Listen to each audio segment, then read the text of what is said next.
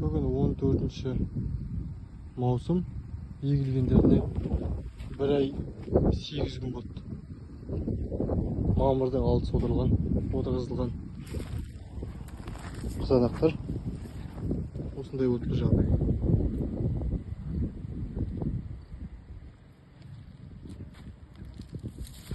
Жағдайлар осындай.